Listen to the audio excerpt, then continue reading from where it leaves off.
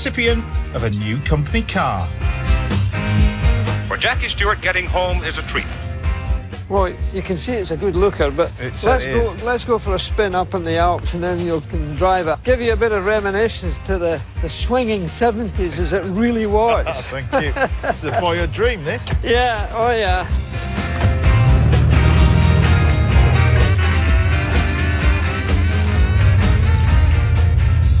Now, when you first came to Switzerland, you know, you kind of had an image and marketed that image. Well, I guess I was the first, what I would call truly commercial sportsman, particularly in motorsport. By the time I was threatening the World Championship, suddenly advertising arrived. Yeah. And the great thing about motorsport for a sports person is that if you're a football player, there's the boots and the strip. Yeah. You know, if you're a Grand Prix racing driver, there's got tyres, there's fuel and oil, there's engines, there's cars, there's sparking plugs, there's... Yeah, but it's not just that. It's things like the sunglasses, the hat, the image, everything, the tartan. Well, it was lifestyle too, you must remember. It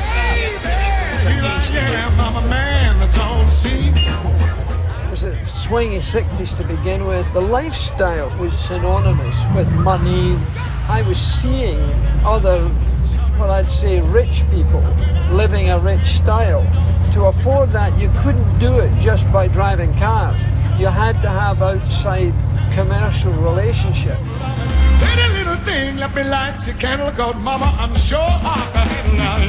Business is no different than sport.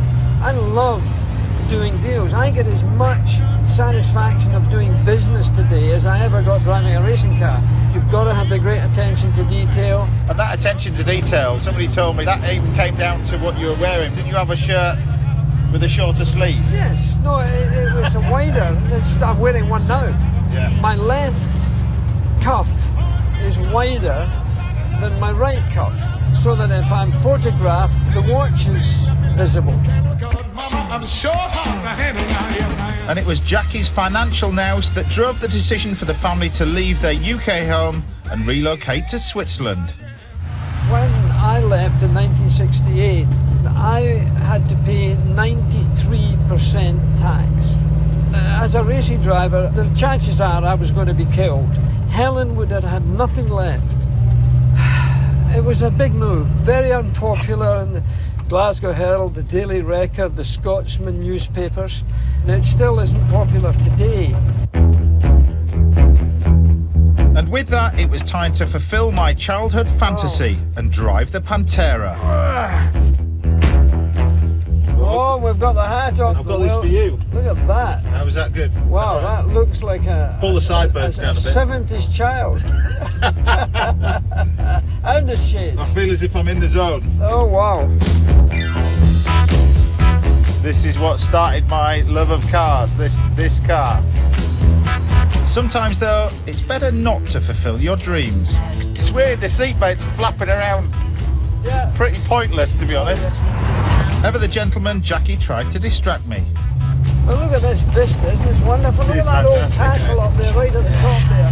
As much as I love the countryside, I'm just concentrating on what's in front of me, to be honest. Good. 3 times Formula 1 world champion sat next to me, you know.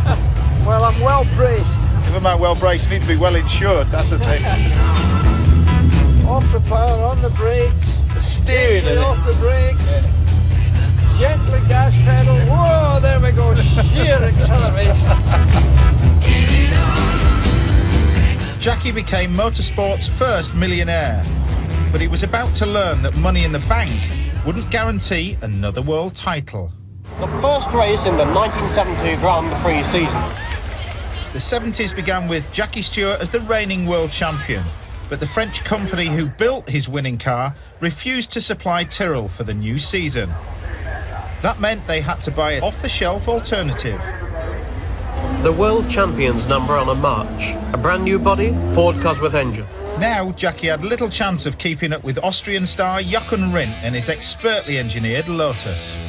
You've had a very good chance to look at the new cars on the track. Which of them impresses you most? Actually, none of them impresses me very much because they're all the same. As Jackie struggled in his slow, unreliable car, Rindt grew ever closer to the world title. I think the fastest at the moment is certainly Jochen Rindt. The Austrian ace now has a commanding lead of 20 points in the championship. But despite their rivalry, Jackie and Helen were close friends with Jochen and his wife. Jochen was great, and Nina was fantastic. She was one of the most beautiful women in the world. He was somebody who was an important part of my life, and one of the drivers I would have trusted under any circumstance.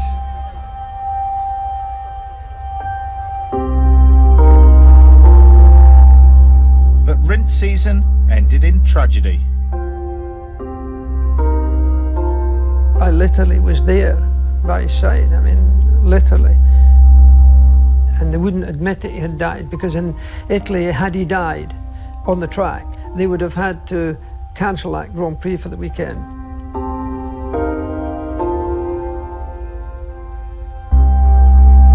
I was in tears when I put my visor down. And I went out and I passed the spot that Jochen died, and then I got on it. And I did the fastest lap I'd ever done. But the death of the Austrian star was just one of many. In 1970, 3 drivers died in 3 months. Jochen was in September, Piers Courage was in June, and so also was Bruce McLaren in June. And somehow or other, it was part and parcel of life at that time. And the shock, the despair, the grief will never be erased. Jochen, in fact, won the World Championship in 1970, the first posthumous world champion ever.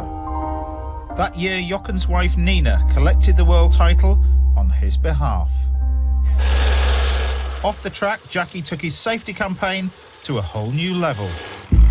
You're all wearing seat belts, you have to. It's entirely your responsibility.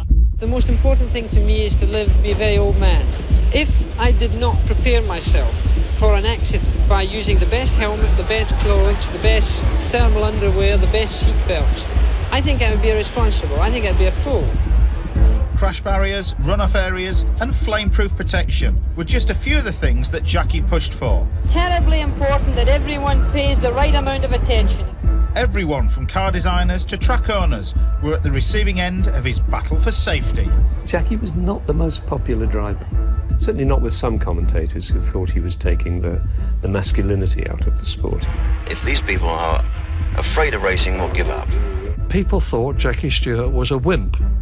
The attitude in those days was the throttle works both ways. If you're going too fast, then back off a bit. But Jackie didn't stop at motorsport. He used his star profile to put safety on the agenda in every walk of life.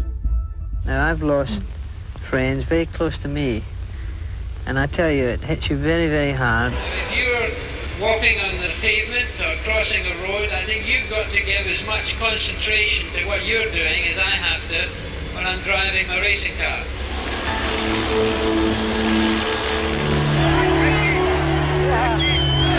But on the track, Jackie still had a job to do. And to make sure he had the right car to do it in, Ken Tyrrell commissioned his own Formula One vehicle.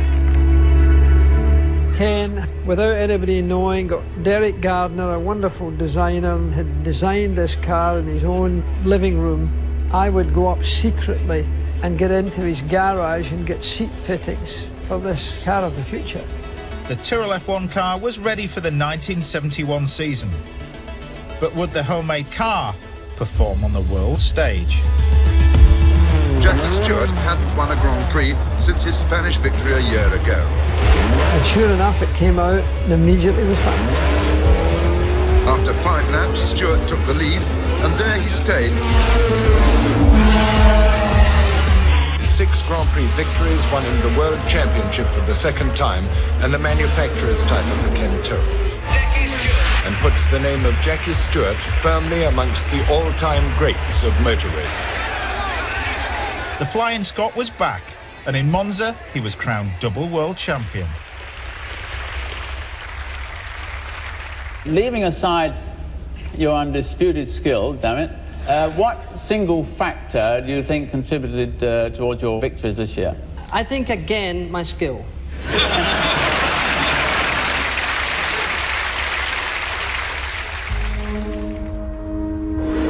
To drive Jackie's winning Tyrrell, I'll need to experience the extreme G-forces an F1 car can produce.